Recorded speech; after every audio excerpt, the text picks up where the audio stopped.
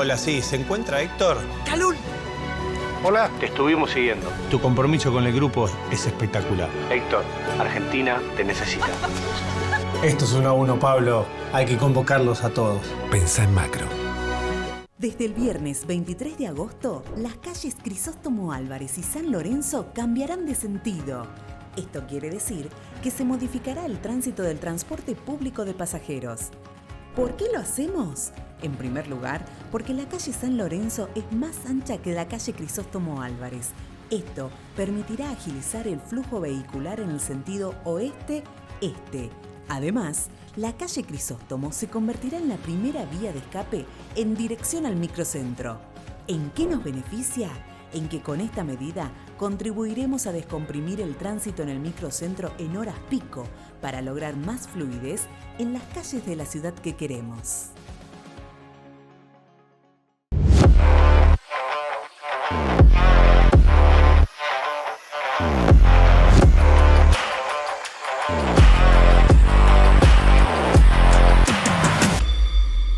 Hemos sido convocados para atender y reforzar una de las áreas que los vecinos nos vienen pidiendo, como es el área de seguridad, a entregar vehículos 0 kilómetros, 4 camionetas que hoy el gobierno de la provincia deja en la jurisdicción de la Policía de Tucumán de Las Talitas, y también 2 camionetas nuevas que hoy la señora intendenta con recursos municipales puso a disposición de la Policía de Tucumán. Es decir, que hoy estamos entregando 6 vehículos 0 kilómetros para brindar un mayor servicio de seguridad. Gobierno de Tucumán.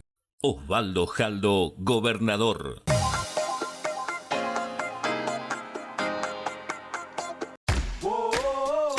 Un nuevo código es necesario en Yerbabuena. Pensamos qué ciudad queremos para el futuro y tu opinión es importante. Compartí tu visión en yerbabuena.gov.ar. Yerbabuena, el jardín de Tucumán.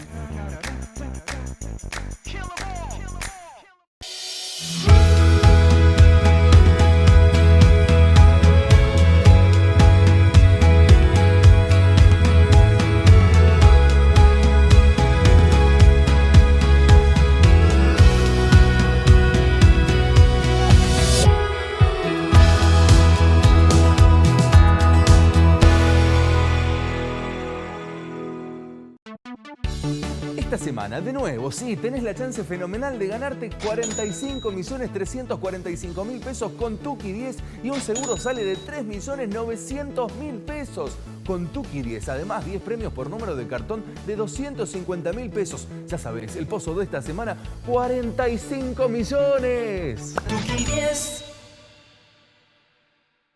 Estamos trabajando para tener una legislatura que todos los tucumanos y tucumanas puedan mirar con orgullo. No solo como un órgano de gobierno, sino como un reflejo auténtico de la diversidad, que escuche a su gente y tome decisiones con mirada puesta en el bienestar de todos. Una legislatura dinámica, plural y activa en el territorio, porque una legislatura que escucha, que acompaña, es una legislatura de todos. Mantenete informado. Ingresá a la página oficial www.legislaturadetucumán.gov.ar. Miguel Acevedo, vicegobernador, Honorable Legislatura de Tucumán. El Complejo Fútbol, las mejores canchas para desplegar tu magia. Fútbol 5, 8 y 11, con instalaciones y campos de juego como tu equipo se merece. Mandanos un mensaje al 381-2087-140 y vení a vivir el fútbol y disfrutar con amigos. ¿Qué estás esperando? El Complejo Fútbol, Santa Fe, 3450.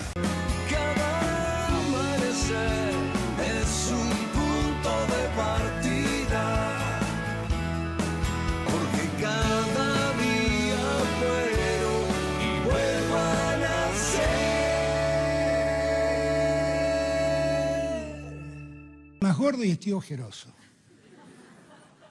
Estoy más gordo porque como nos pasa a muchos de nosotros, la angustia de este tiempo yo la canalizo comiendo dulces y eso hace mal. Me pasa, ¿para qué les voy a mentir? ¿Y sabe por qué tengo estas ojeras? Porque amanezco a las 7 de la mañana y me duermo a las 12 de la noche, 1 de la mañana. Y lo hago feliz. Lo hago feliz. Lo hago encantado y estoy orgulloso de mis ojeras.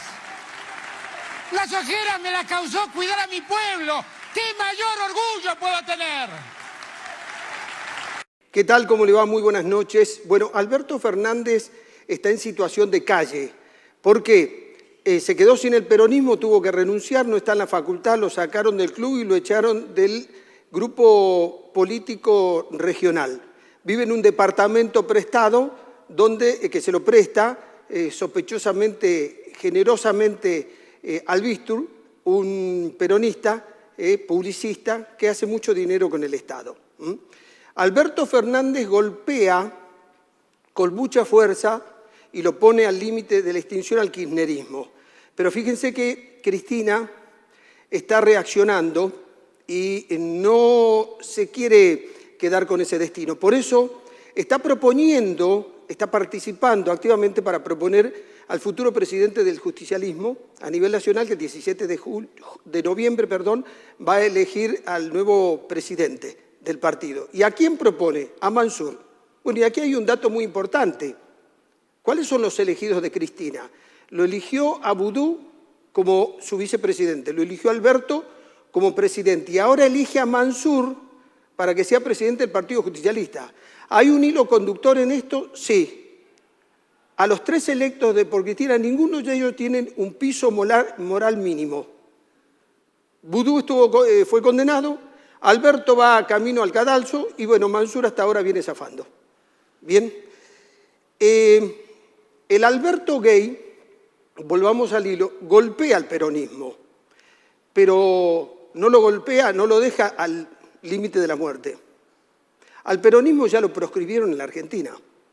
Así que no esperen que desaparezca el peronismo, pero además no tiene que desaparecer, porque el peronismo juega un rol muy importante en el sistema democrático. Lo que tiene que presentar mejores candidatos. Porque desde el 83 hasta la fecha, a todos los candidatos que presentó y los hizo presidente de la Nación, todos terminaron con problemas en la justicia. Bueno, Alberto Fernández ahora está con la denuncia y seguramente va a ir a la condena, porque con todos los elementos de prueba que ya se mostraron. Entonces, fíjense que el peronismo se tiene que rehacer. Pero repito, no va a desaparecer, va a seguir teniendo su apoyo social. ¿Qué puede perder el peronismo? ¿Se acuerdan cuando les dije que la Argentina estaba dividida en 4 sectores? Los peronistas, los antiperonistas, los independientes antiperonistas y los independientes que no eran antiperonistas, que son los que le suman el voto permanentemente en las elecciones. Bueno, ese sector de la sociedad, algo más de 20 puntos, puede ser que se aleje por un tiempo del peronismo. Pero hay que decir algo claro. A Milei no lo beneficia lo de Alberto Fernández. Puede distraer a la sociedad, pero Milei tiene su propia agenda y Alberto no está dentro de la agenda del gobierno.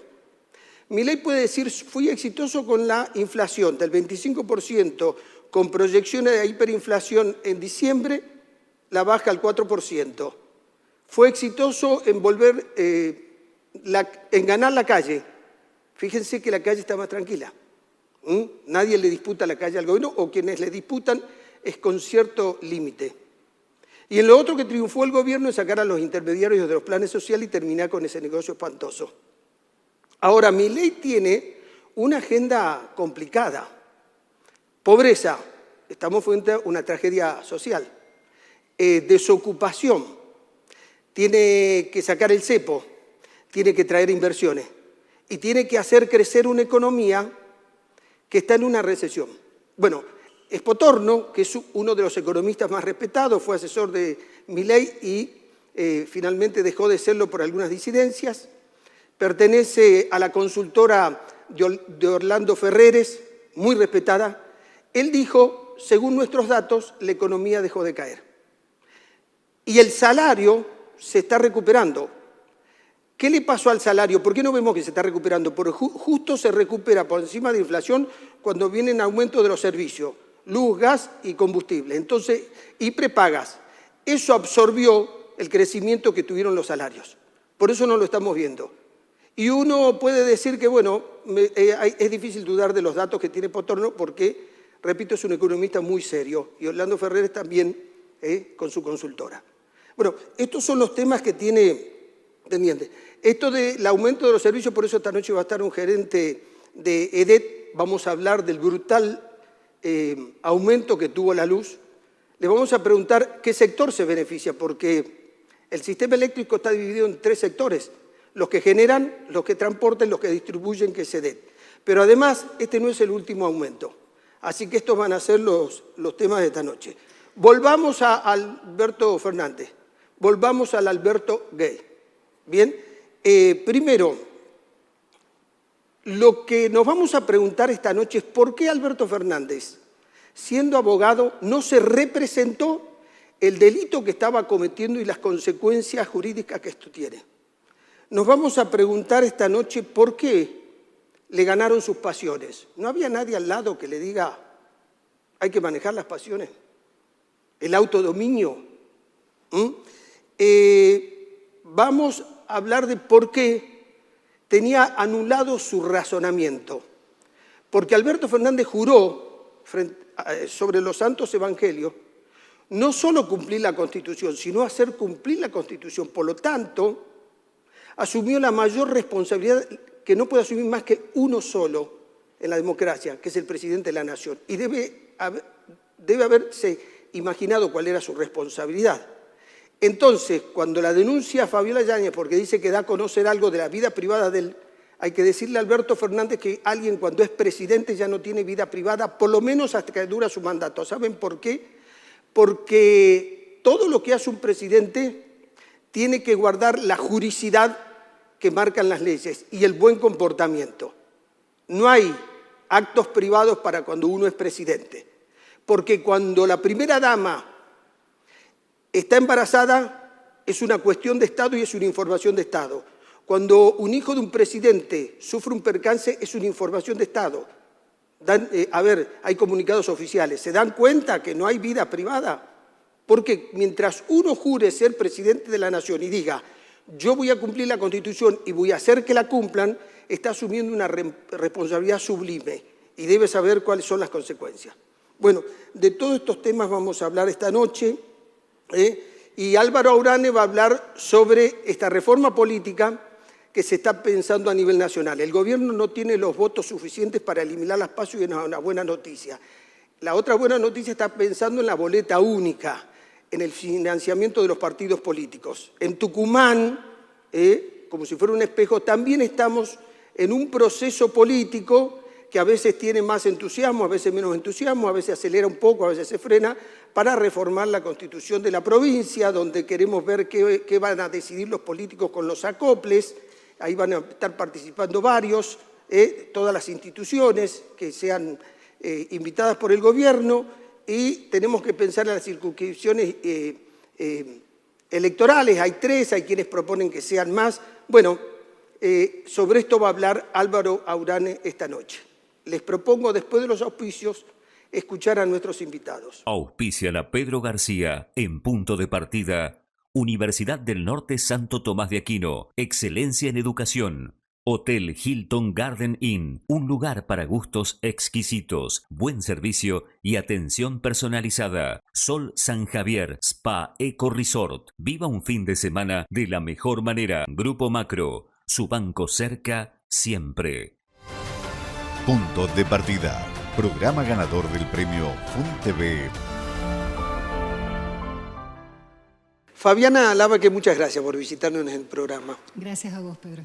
Contame, ¿cómo viviste esto que me parece, lo de Alberto, una tragedia institucional, social, moral, democrática, ¿no? Que tiene como muchas aristas? Mira, por supuesto, en primera instancia ha sido una noticia muy conmocionante. Entiendo que a todos los ciudadanos nos impacta mucho que alguien que revestía en ese momento la figura de presidente de la Nación fuera acusado de este tipo de actos, ¿no? Creo que es una conmoción grande y es una invitación a la anomia y al desorden cuando se producen estas cosas. Después, en realidad, me empezó a preocupar más cierto tratamiento mediático de la noticia y cierto mal uso político de algunas cuestiones, porque entiendo que se utilizó la noticia para atacar conquistas que no son conquistas de Alberto Fernández, que son conquistas de colectivos que trabajaron para alcanzar la sanción de leyes, la adquisición de bienes, la concreción de políticas públicas, que son esto, el efecto de una lucha colectiva y no la hazaña de un presidente que coyunturalmente ocupaba ese lugar en ese momento, ¿no? Entiendo que lo que me estás diciendo, mucha gente dijo, ¿para qué un Ministerio de la Mujer? ¿Para qué semejante presupuesto? Miren dónde terminamos. Y una cosa no tiene que ver con la conducta del presidente, no tiene que ver con aquello que fue una conquista, ¿no? No, sobre todo porque, a ver, los avances de los últimos años en materia de protección a las mujeres y a los niños vulnerados, por ejemplo, no tienen que ver con una decisión personal de quien era presidente, ¿no? Tienen que ver con movimientos sociales, movimientos colectivos que hace muchísimos años interpelan para que haya otro tipo de leyes, otro tipo de paradigmas, otro tipo de recursos. Y entonces entiendo que cae la figura de quien era presidente, pero de ninguna manera tienen que caer esas políticas que no son la acción de un ser aislado, sino de un colectivo de ciudadanos que reclamaban otra cosa para resolver los problemas de la violencia contra las mujeres, la violencia contra los niños, la violencia contra los ancianos. Esto no tiene que caer o no se debe utilizar esta situación de Fernández y Yáñez para pretender atacar políticas que son de protección a minorías vulneradas, ¿no? Me gustaría tu visión. Hay gente que todavía cree que la violencia de género es un acto privado porque ocurre puertas adentro. No se dan cuenta que es un delito. Considerar la violencia de género como una cuestión privada es parte de nuestro paradigma cultural, ¿no? Y es lo que llamamos habitualmente como la naturalización de la violencia. Es decir, la mayoría de nosotros, los que tienen nuestra edad, hemos sido socializados, hemos sido educados, criados en un modelo cultural donde la violencia hacia los más débiles no era cuestionada, ¿no? Cuando digo los más débiles, pongo en el mismo espacio mujeres, niños, ancianos, ¿no? Que no quita que también a veces el hombre está en un lugar de vulnerabilidad o de debilidad, o el joven está en un lugar de vulnerabilidad o debilidad. Nosotros naturalizamos históricamente que eso está bien, por eso llegamos a pensar que no es un delito.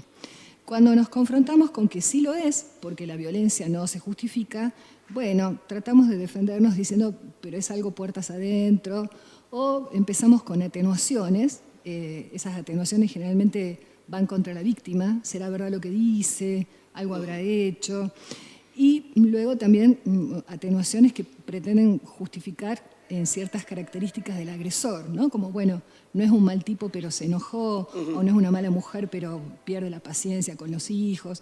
Bueno, son modos en los que nos hemos criado, nos hemos educado, nos hemos socializado, y que hay que hacer un movimiento personal contracultural, ¿no? Contra esas marcas, contra esa educación que hemos recibido para poder corrernos de ese lugar de naturalización y ubicar como delito lo que es delito, ¿no? Fabiana, y la otra opinión que me gustaría tuya es, Alberto Fernández, por su formación, se tendría que haber representado el delito que cometía. ¿Qué pasa? Que las personas hacen cosas, pero no se representan las consecuencias de lo que están haciendo. Tiene muchas aristas la pregunta. Primero, me parece que no debe sorprendernos demasiado que accedan a lugares de mucho poder personas que tienen características psicopáticas, violentas, destitutivas, despectivas. Nos conmociona cuando recibimos la noticia, y especialmente tratándose de un presidente elegido democráticamente. Pero no debe sorprendernos que muchas personas que acceden a lugares de poder revistan ciertas características estructurales de su personalidad, donde está naturalizado maltratar al otro, ¿no? Y la otra cuestión es que me parece que es una característica de nuestro sistema político que va muy de la mano de la hipercorrupción, la naturalización de la impunidad. Es decir, que quienes acceden a ciertos lugares del poder dan por hecho que cuentan con una protección que los vuelve impunes, que no es que no reconocen la representación de que lo que están haciendo es un delito, sino que creen que no les cabe ninguna pena porque el poder del que están investidos los protege. Entiendo que en un país como el nuestro, donde los mecanismos institucionales están muy afectados por la hipercorrupción e impunidad van de la mano. Uh-huh. Dame tu mirada. ¿El poder me puede enfermar o tengo elementos que el poder los potencia? Habría que verlo en cada caso. ¿No? Porque esto que vos dijiste, porque muchos, es decir, este era un buen tipo, y digo, es medio difícil que sus pulsiones hayan comenzado cuando entró a Casa Rosada. Algo traía de base. Nosotros podemos decir, este es un buen tipo porque conocemos su faceta pública, ¿no? Uh-huh. Y en la faceta pública nadie se muestra agresivo, intolerante, violento, deshonesto, ¿no? Entonces, es muy difícil hacer apreciaciones de grandes líderes a los que solo los conocemos en la cara que muestran, en la faceta pública, en las estrategias de marketing, ¿no? Entonces, es muy difícil expedirse sobre eso. Creo que hay una ética que preexiste a los lugares que uno va ocupando, ¿no? Creo que hay una posición ética que es anterior a los lugares que uno va ocupando. Entonces entiendo que a algunas personas verse de repente o verse en determinados momentos de su vida investidas de cierto poder los hace hacer cosas que en otra situación no harían, como también creo que hay personas que al acceder a ciertos lugares de poder sacan lo mejor de sí, van por las causas colectivas, les interesa el bien común, se reparten en la cosa colectiva. Hay quienes aprovechan el poder para satisfacer cuestiones más egoístas y en ese sentido cuestiones violentas, cuestiones de destitución del otro, porque creo que lo que hay que entender o lo que hay que poder pensar en relación a la violencia de género, la violencia familiar, que en general son violencias sistemáticas, no son episodios aislados,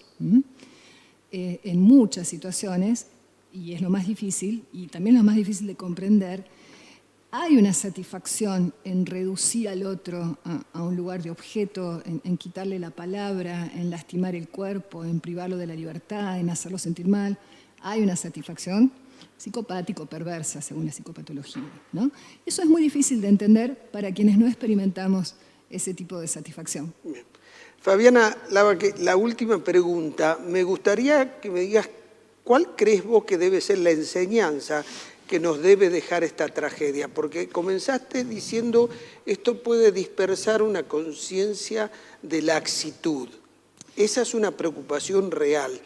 Vamos a la otra cara. Decime cuál es la enseñanza que deberíamos sacar de estos episodios como sociedad. Yo saco dos. A ver.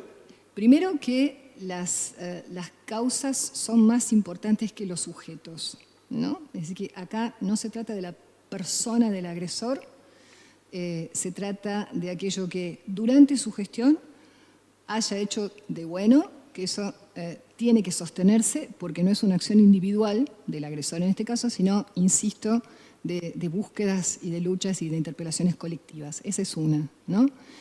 Y la segunda, que viene a colación de cualquier situación de violencia de género, creo que esto nos llama la atención sobre la necesidad de estar alertas, de darnos cuenta cuando estamos siendo cómplices, de comprender que la violencia de género es una situación que atraviesa todos los estratos sociales, ¿no? Y digo de darnos cuenta que estamos siendo cómplices porque insisto en que la mayoría de nosotros no somos malditos que gozamos de la violencia. Somos cómplices incautos que a veces nos vemos enredados en situaciones de poder donde tememos que si denunciamos va a haber represalias o vamos a perder el trabajo o nos van a violentar a nosotros. Bueno, creo que tragedias como esta, y si bien es muy indeseable que un presidente sea acusado, un expresidente sea acusado de semejante cosa, creo que también el impacto de la noticia es una oportunidad para que seamos más conscientes de la necesidad de intervenir ante la violencia de género. Me gustó esa mirada, porque me preocupa cuando el entorno encubre, porque digo, detrás de eso hay miedo al poder o hay un mensaje ancestral que cuando vos pertenecés a un sector para no romper, para pertenecer, no tenés que denunciar los excesos? Mira, por ejemplo, hay una cuestión que recae particularmente sobre los profesionales de la salud, ¿no? Generalmente las víctimas llegan a algún profesional, un enfermero, un médico, un psicólogo. Los profesionales de la salud estamos obligados a denunciar cuando hay siquiera presunción de violencia, sobre todo contra un niño, estamos obligados a denunciar esta situación. Asisto muchas veces a situaciones donde mis colegas no pueden, ¿no? Porque no pueden o les cuesta, porque tienen miedo, porque se impotentizan, piensan que van a denunciar y después no va a pasar nada. Bueno, estas cosas son un llamado de atención, ¿no? Donde hay golpes, suele haber asistencia médica, suele haber, donde hay maltrato verbal, suele haber asistencia psicológica y ahí los agentes de salud tienen que estar más formados para saber cómo intervenir. Cuando no se trata de un profesional, sino de alguien del entorno familiar, bueno, insisto que históricamente nuestra cultura viene traccionando a silenciar, atenuar, naturalizar, y es una especie de revolución personal poder salir de esos lugares, ¿no? Bien. Fabiana Lavaque, muchas gracias. Un gusto, Pedro. Ya volvemos. Es un punto de partida.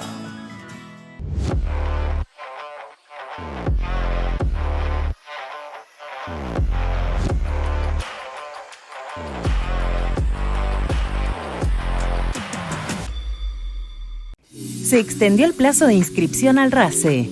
Si nunca completaste el formulario web del Registro de Acceso a los Subsidios a la Energía, aunque estés recibiendo el beneficio, ahora tenés tiempo para hacerlo hasta el 4 de septiembre.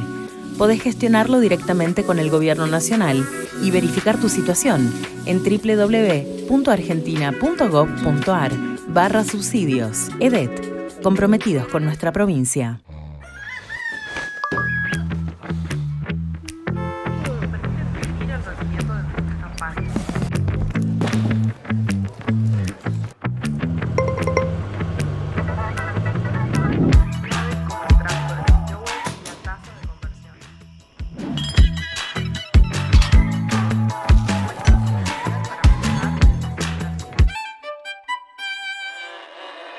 FECPA te brinda accesibilidad adaptada a tus responsabilidades laborales, económicas y horarias. Transforma tu futuro con nosotros. FECPA, Fundación de Enseñanza Superior, Caja Popular de Ahorros. Estamos en el barrio popular Eva Perón. La doctora Alejandra Rodríguez se hizo presente para hacer entrega de una nueva obra Habita, que es el programa Habitar la Vivienda Tafí Viejo, y también hemos complementado con la construcción de un baño a través del programa Federal Mi Baño. Estamos viviendo en una piecita muy chica y muy agradecida porque me han ayudado mucho. Yo ya tengo donde darle de comer o cenarles a los chicos. Poder generar condiciones óptimas de habitabilidad para nuestras familias y poder lograr una mayor calidad de vida. El Complejo Fútbol, las mejores canchas para desplegar tu magia. Fútbol 5, 8 y 11, con instalaciones y campos de juego como tu equipo se merece. Mandanos un mensaje al 381-2087-140 y vení a vivir el fútbol y disfrutar con amigos. ¿Qué estás esperando? El Complejo Fútbol, Santa Fe, 3450. Un nuevo código es necesario en Yerbabuena. Pensamos qué ciudad queremos para el futuro y tu opinión es importante. Compartí tu visión en yerbabuena.gov.ar. Yerbabuena, el jardín de Tucumán.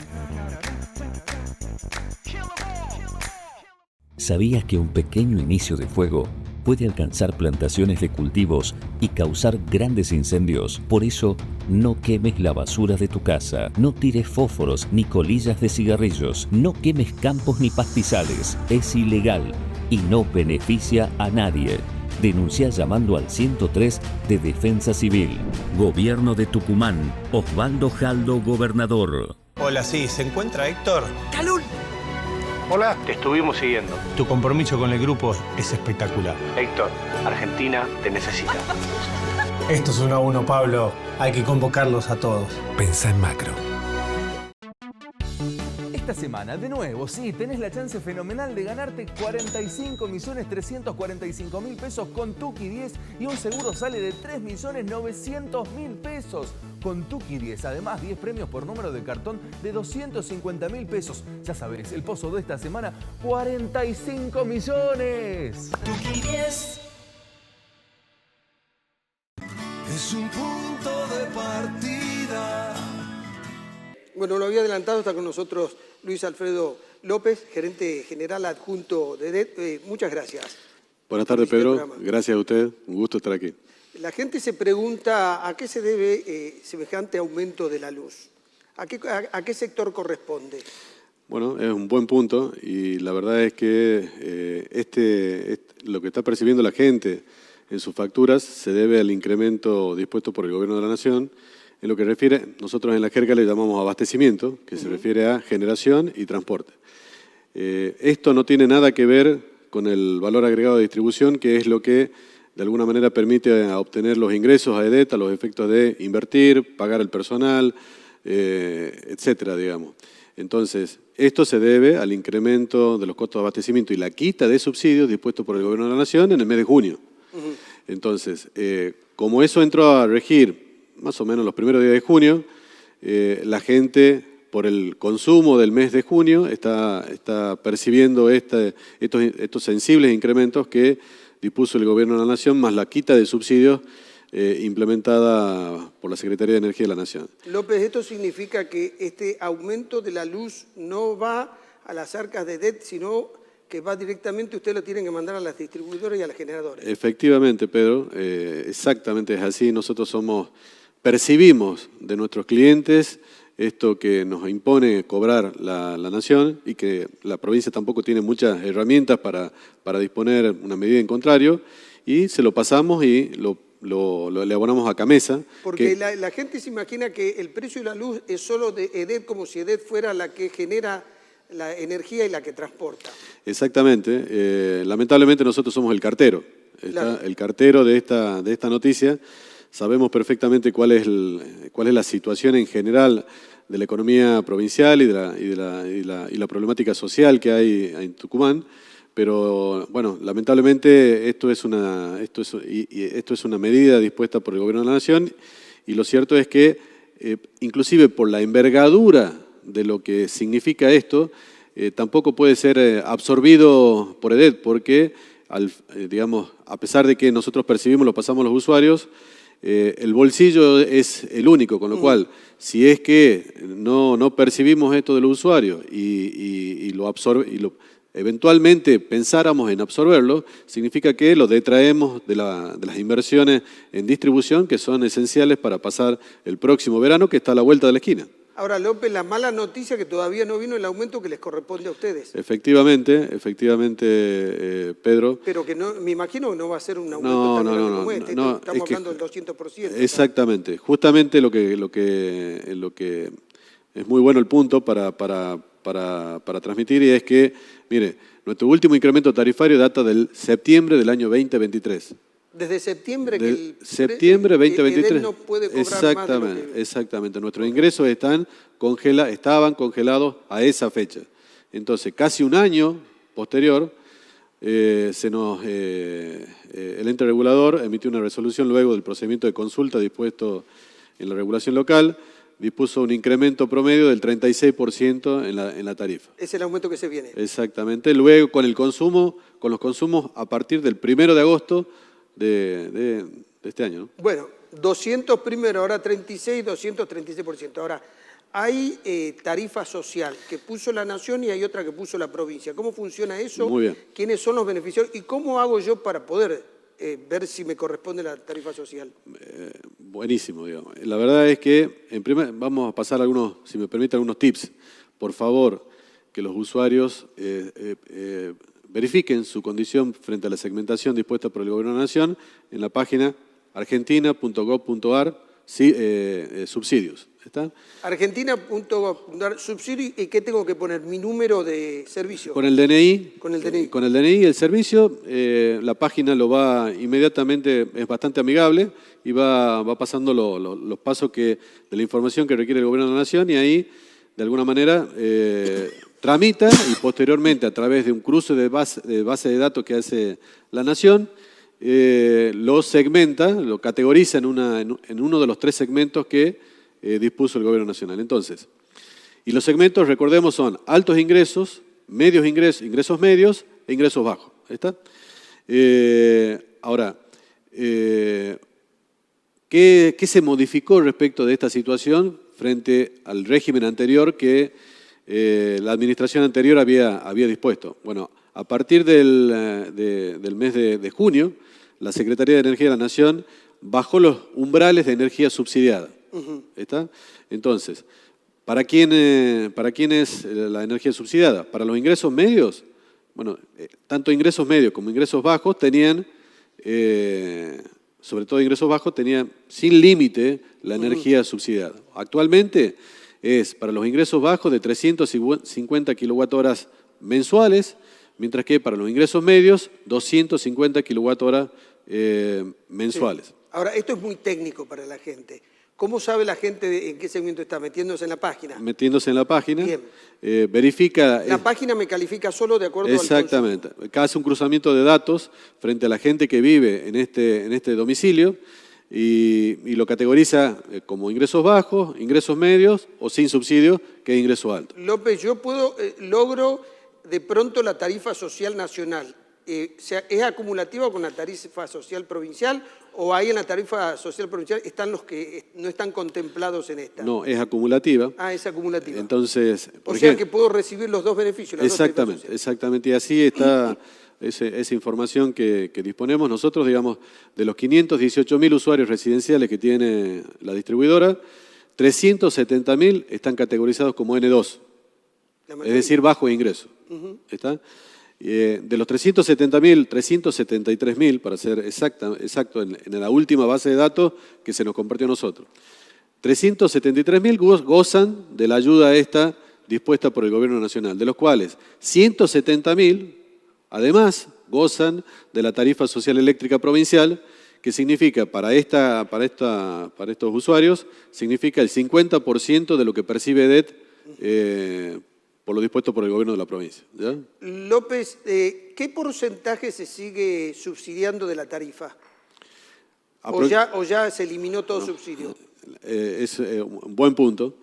La verdad, antes que nada, Pedro, es poco, mucho, 250 kWh, la unidad de medida que estableció el Gobierno Nacional. Miren, la factura típica de DET, el 70% de los usuarios residenciales está categorizado como 250 kWh mensuales. O sea, por supuesto que hay usuarios residenciales, el 30% restante, que se encuentra por sobre ese consumo típico. ¿Está? De hecho, tan es así que a nivel nacional, considerando todas las jurisdicciones, el Gobierno federal, digamos, los estudios de CONICET, de la UBA, y demás estudios científicos sobre esta cuestión, categorizan como la factura típica 300 kWh mensuales. Con lo cual, tenemos que decir, es posible, de alguna manera, tener este tipo de consumo. Sí, es posible. Es posible y, de hecho, no una muestra, sino la totalidad de los consumos de la distribuidora, le estoy diciendo, son el 70%, 250 kWh mensuales. El consumo excedente va a tarifa plena. La tarifa plena. Entonces, ¿qué pasa con los subsidios? Es la pregunta que me hacía recientemente. Bueno, mire, la verdad es que una foto al día de hoy, a nivel nacional, en materia de subsidios eléctricos, más o menos el 40% del costo del servicio está asumido por los usuarios, mientras que el 60% restante es asumido por el Tesoro Nacional. Entonces, queda un camino todavía por recorrer. Es que a este punto quería llegar. Yo trato de prepararlas las entrevistas, y esta la preparé muy bien. Usted sabe que subsidia a China y subsidia a Estados Unidos. Subsidian los comunistas y subsidian los capitalistas. Sí, Usted sabe que los mayores subsidios los tiene Canadá, de los países desarrollados. ¿Sabe cuánto subsidian en Estados Unidos la tarifa de la gente de sectores populares? 82%. En Canadá el 90%. O sea que el subsidio existe. No es que el Estado en todas partes del mundo. Argentina está en el punto 20 y pico a nivel mundial de los 100 y pico de países. Correcto. Pero por encima de la Argentina, que llega al 60-62%, repito, hay países que tienen 80%. ¿Por qué le quiero hacer esta aclaración? Porque a veces mi ley nos transmite la idea de que ¿por qué el Estado tiene que subsidiar? Porque subsidia en los países que él admira, como Estados Unidos. Así es. La Comunidad Económica Europea, otro tanto. Otro tanto. Ahí está. Y en todas partes del mundo, cuando uno viaja, sabe, hay que cuidar el agua y hay que cuidar la luz.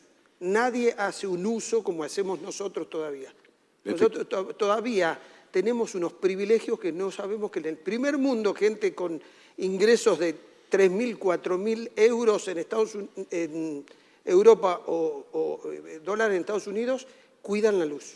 Así es, Pedro. O sea, no tienen todo el día prendido el aire acondicionado ni la calefacción. Así es. A ver, lo cierto es que efectivamente las ayudas públicas, como se la conoce en el mundo, existen. De hecho, el régimen español habla del bono social energético, pero lo cierto es que, como dice usted, hay una asignación inteligente del bono social, ¿está? Cosa que es la oportunidad de mejora que merece este sistema. Sí. No hay intermediarios, ¿está? Entonces, en la bibliografía dice, ¿por qué se subsidia? Primero, para que la gente pueda disfrutar de un buen servicio. Y segundo, para que las compañías sean rentables. Dice, porque yo tengo que tener una compañía que brinde un buen servicio, por eso la subsidio, para que la gente tenga un buen servicio. Acá pareciera que algunos subsidios son malas palabras. Bueno, con este gobierno. Tampoco la exageración de la que veníamos, que nos llevaba a un déficit fiscal y una inflación que se volvieron crónicas. claro, porque en definitiva, si la macroeconomía no está ordenada, los subsidios, que no es otra cosa, Pedro, que comprar gas y combustible, y si no teníamos de alguna manera nuestro gran proyecto que es Vaca Muerta, eso significa divisa. Claro. Y la divisa se consigue o con productividad o con emisión. Y bueno, nosotros habíamos optado por la emisión, cosa que también no es sustentable, no es sostenible en el tiempo. Cuando Cristina Kirchner asumió el gobierno teníamos autoabastecimiento energético. Mire dónde nos llevó la política. Pero tampoco nos vayamos al otro extremo, que el Estado salga del medio y nos deje a nosotros frente a No, nosotros tenemos que tener la concepción de que esto es un servicio público esencial, ¿tá? Y una de las bases conceptuales de todo servicio público es el acceso universal. Bien. Entonces, nosotros tenemos que solucionar los problemas de modo que la gente que está en condiciones de vulnerabilidad acceda al servicio en condiciones razonables, de modo que el sistema sea sostenible. Porque si el sistema no es sostenible, empieza a crujir el sistema. Bien. Luis Alfredo López, muchas gracias por la visita. Muy agradecido, Pedro. Un gusto. Ya volvemos. Es un punto de partida. Se extendió el plazo de inscripción al RACE.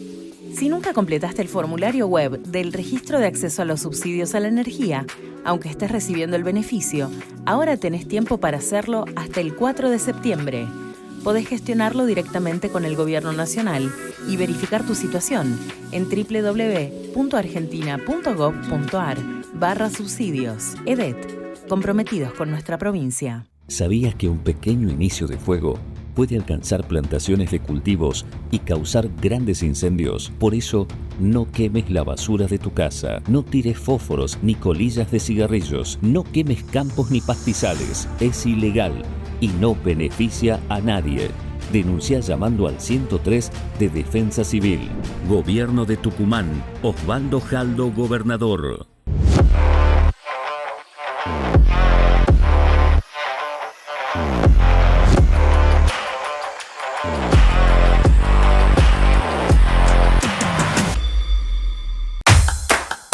Estamos en el barrio popular Eva Perón. La doctora Alejandra Rodríguez se hizo presente para hacer entrega de una nueva obra Habita, que es el programa Habitar la Vivienda Tafí Viejo, y también hemos complementado con la construcción de un baño a través del programa Federal Mi Baño. Estamos viviendo en una piecita muy chica y muy agradecida porque me han ayudado mucho.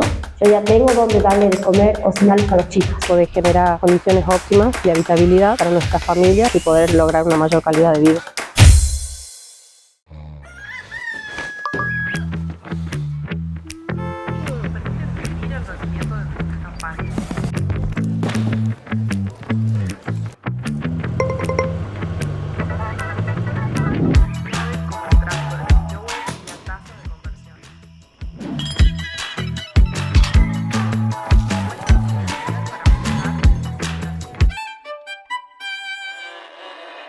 FECPA te brinda accesibilidad adaptada a tus responsabilidades laborales, económicas y horarias. Transforma tu futuro con nosotros. FECPA, Fundación de Enseñanza Superior, Caja Popular de Ahorros. Hemos sido convocados para atender y reforzar una de las áreas que los vecinos nos vienen pidiendo, como es el área de seguridad, a entregar vehículos 0 kilómetros, 4 camionetas que hoy el gobierno de la provincia deja en la jurisdicción de la Policía de Tucumán de Las Talitas, y también 2 camionetas nuevas que hoy la señora intendenta con recursos municipales puso a disposición de la Policía de Tucumán. Es decir, que hoy estamos entregando 6 vehículos 0 kilómetros para brindar un mayor servicio de seguridad. Gobierno de Tucumán. Osvaldo Jaldo, gobernador. Esta semana, de nuevo, sí, tenés la chance fenomenal de ganarte 45.345.000 pesos con Tuki 10 y un seguro sale de 3.900.000 pesos con Tuki 10. Además, 10 premios por número de cartón de 250.000 pesos. Ya sabés, el pozo de esta semana, 45 millones. Tuki 10 es un punto de partida. Álvaro, buenas noches. Buenas noches, Pedro. Nuestro encuentro semanal. Así es, grato encuentro semanal. Bien, vamos a qué está pasando a nivel nacional. Primero, no tienen los votos para eliminar las PASO, lo que nos pone contentos a los dos. Pero están pensando en boleta única, están hablando del financiamiento de los partidos políticos, que no es un tema menor, que hace la transparencia de la democracia. Y hay un proceso espejo en la provincia, porque acá también estamos en un proceso donde pareciera que se va a reformar la Constitución. Me gustaría tus conceptos. Bueno, el gobierno de los economistas que tenemos en el orden nacional enfrenta una semana llena de problemas políticos, ¿no? Que son problemas de una naturaleza distinta. El gobierno denodadamente quiere, al menos en esta etapa post-ley bases, al menos consagrar algo de lo que la ley base estipula, y eso es concretamente la boleta única de papel. Frente a esa cuestión enfrenta de manera más velada o de manera más expresa el temor de los gobernadores de provincia. No hay gobernadores de la Libertad Avanza. Entonces, la cuestión que se están planteando de cara a 2027 es si el peronismo va a tener una figura que lo unifique y que tenga la magnitud para enfrentarlo a Milei, otro tanto con el radicalismo, otro tanto con el PRO, ¿no? Entonces, sobre la base de ello, surgieron 2 proyectos de boleta única. El proyecto del gobierno y el proyecto de una senadora no kirchnerista, filoperonista de Río Negro, y a ese proyecto se subió todo el peronismo kirchnerista del Senado, ¿sí? ¿Cuál es la diferencia entre los dos? El gobierno quiere una sola sábana de boleta única, ¿sí? Donde vos tengas que marcar una categoría, que aquí votás en cada categoría, pero todo en una sola sábana, y que además contenga un casillero de lista completa. O sea, yo en vez de estar marcando todas las categorías, directamente digo, yo quiero votar la lista completa de... Tiene la opción de lista completa. Exacto. Lo que propone el proyecto de la senadora rionegrina es que haya tantas boletas segmentadas como categorías por votar. O sea, nosotros en 2027, por ejemplo, votamos presidente, senador y diputados. Entonces, que haya 3 grupos de boletas separadas, de modo que no exista el casillero de lista completa y donde vos tengas que primero marcar en una, después en la de senadores, después en la de diputados. Y están empatados, con un problema adicional. Las leyes electorales no pueden ser desempatadas por la presidenta, se tienen que aprobar por mayoría absoluta. ¿Que se vota una vez, se vota 2 veces hasta que se desempata? Si tenés empate, la ley no prospera. Alguna de las partes tiene que tener un voto más que la otra, pero no son leyes sujetos a desempate de la presidenta del Senado porque tienen que salir por mayoría absoluta. Entonces el gobierno empezó a hacer concesiones, ¿no? Y la principal concesión fue retiramos el casillero de lista completa. Aún así, anoche, Pedro, naufragó y no se le dio dictamen, no va el proyecto, el dictamen, el despacho no va a tratarse a la sesión del jueves y entonces te empieza a peligrar la boleta única para las elecciones del año que viene. Porque si bien estamos a 12 meses de las PASO, pero vos a la Justicia Electoral, la Justicia Nacional Electoral, le tenés que entregar el instrumento con tiempo, no solo para pautar el cronograma, sino que tenés que capacitar al soberano sobre cuál va a ser el nuevo sistema electoral, y después están los tiempos de impresión de la boleta única, ¿no? Entonces, bueno, primer revés del gobierno. Segundo revés, le dejaron rengo el DNU, que le dio 100.000 millones de pesos para gastos reservados a la CIDE, ¿no? El Senado se lo votó en contra. Claro está, los DNU son una galaxia aparte acá en este país. También lo tiene que rechazar diputados para que el DNU caiga. Mientras diputado no lo trate, sigue vigente. Lo mismo que nos ha pasado con el DNU 70. ¿Te acuerdas del que dictan apenas asumen que, por ejemplo, desregula el tema de las obras sociales y las prepagas? Bueno, ese DNU también ha sido rechazado en el Senado, pero todavía no lo trata diputado, así que... Hay, de hecho, DNU de la época de Alberto Fernández, que ni siquiera se han tratado en alguna de las dos cámaras, así que eso es una galaxia aparte. Pero quedó rengo el DNU, ahora su suerte depende de la Cámara de Diputados, con lo cual los márgenes de negociación del gobierno se empiezan a achicar. Porque además los planetas se le desalinearon en el Congreso. Absolutamente. Precisamente ahí, el planeta Victoria Villarruel los sentó esta semana cuando se despachó diciendo que Lijo no tiene ni los pergaminos, ni las idoneidades intelectuales ni morales para poder asumir como presidente de la Corte Suprema, pergaminos e idoneidades que sí tienen incontables juristas mujeres en la Argentina. Sobre llovido mojado, Martín Lustó, presidente del Comité Nacional de la Unión Cívica Radical, ha sido electo titular de la comisión bicameral que básicamente monitorea a la CIDE. Con lo cual, digamos, tenés un acérrimo crítico de Milei al frente de un organismo que está facultado para pedirle explicaciones a la CIDE, por ejemplo, sobre el uso de los recursos. Independientemente de quién sea el nombre de que ocupe, es bueno que esté en manos de la oposición. Así es. En cuanto al capítulo provincial de reforma de la Constitución, algo de esto supimos charlar. Yo no entiendo por qué supeditan una serie de reformas a cuestiones que sencillamente se podrían aprobar por ley. No necesitamos una reforma de la Constitución para dejar de votar como en el siglo XIX con papeletas volantes. Nos habilita para cambiar el sistema electoral la propia Constitución en una cláusula transitoria que hace 18 años incumplen, ¿no? En primer lugar. En segundo lugar, no necesitamos una reforma en la Constitución para tener ley de acceso a la información pública. En la Argentina no está en la Constitución, está en una ley.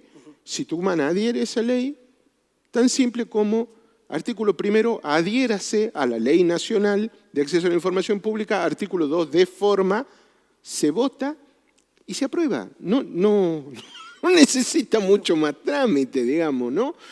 Con lo cual, la verdad, Pedro, este tipo de cuestiones se podrían conseguir por la vía parlamentaria ordinaria. Yo veo que lo que no nos está faltando una reforma constitucional, nos está faltando voluntad política. Vos lo sabés muy bien. Las normas electorales en el mundo no todas están constitucionalizadas. Absolutamente. De hecho, Pedro querido, en Tucumán tenemos un exceso de reglamentarismo electoral. Las secciones electorales las tenemos cristalizadas en la Constitución. En la Constitución tenemos la ley de acople. Nunca se dictó la ley del régimen electoral y de los partidos políticos que exige el artículo 158. Votamos con un renglón de la Constitución, ¿no? Ahora, lo increíble es que la Constitución de Tucumán tiene todo ese exceso de reglamentarismo, pues ya no tiene plazos electorales, porque el PJ hizo que los declararan nulos, además de inconstitucionales. Así que no tenemos, o sea, nos sobran los reglamentarismos para decir cómo se vota y nos falta nada más ni nada menos que un parámetro temporal sobre cuándo celebra elecciones. Bien, el Tucumán inconcluso del que hablamos permanentemente. Que ser tucumano es un esfuerzo. Bien. Álvaro, muchas gracias. Muchas gracias. Nos vemos la próxima semana.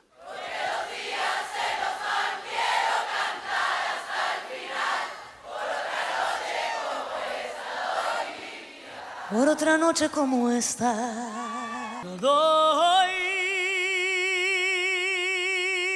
mi vida. Es un punto de partida. Esta semana, de nuevo, sí, tenés la chance fenomenal de ganarte 45.345.000 pesos con Tuki 10 y un seguro sale de 3.900.000 pesos. Con Tuki 10, además 10 premios por número de cartón de 250.000 pesos. Ya sabés, el pozo de esta semana, 45 millones. Tuki 10. Hemos sido convocados para atender y reforzar una de las áreas que los vecinos nos vienen pidiendo, como es el área de seguridad, a entregar vehículos 0 kilómetros, 4 camionetas que hoy el gobierno de la provincia deja en la jurisdicción de la Policía de Tucumán de Las Talitas y también 2 camionetas nuevas que hoy la señora intendenta con recursos municipales puso a disposición de la Policía de Tucumán. Es decir, que hoy estamos entregando 6 vehículos 0 kilómetros para brindar un mayor servicio de seguridad. Gobierno de Tucumán. Osvaldo Jaldo, gobernador. Hola, sí, ¿se encuentra Héctor? ¡Calul! Hola, te estuvimos siguiendo. Tu compromiso con el grupo es espectacular. Héctor, Argentina te necesita. Esto es 1 a 1, Pablo. Hay que convocarlos a todos. Pensá en macro. Desde el viernes 23 de agosto, las calles Crisóstomo Álvarez y San Lorenzo cambiarán de sentido. Esto quiere decir que se modificará el tránsito del transporte público de pasajeros. ¿Por qué lo hacemos? En primer lugar, porque la calle San Lorenzo es más ancha que la calle Crisóstomo Álvarez. Esto permitirá agilizar el flujo vehicular en el sentido oeste-este. Además, la calle Crisóstomo se convertirá en la primera vía de escape en dirección al microcentro. ¿En qué nos beneficia?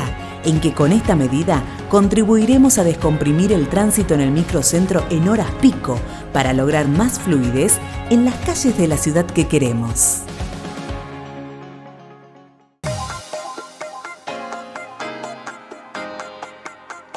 ¿Sabías que un pequeño inicio de fuego puede alcanzar plantaciones de cultivos y causar grandes incendios? Por eso, no quemes la basura de tu casa, no tires fósforos ni colillas de cigarrillos, no quemes campos ni pastizales. Es ilegal y no beneficia a nadie.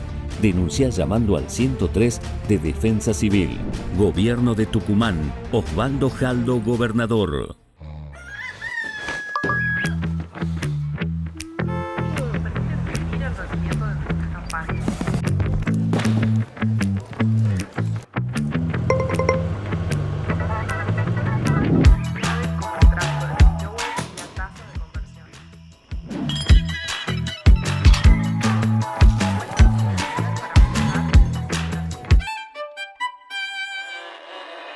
FECPA te brinda accesibilidad adaptada a tus responsabilidades laborales, económicas y horarias. Transforma tu futuro con nosotros. FECPA, Fundación de Enseñanza Superior, Caja Popular de Ahorros.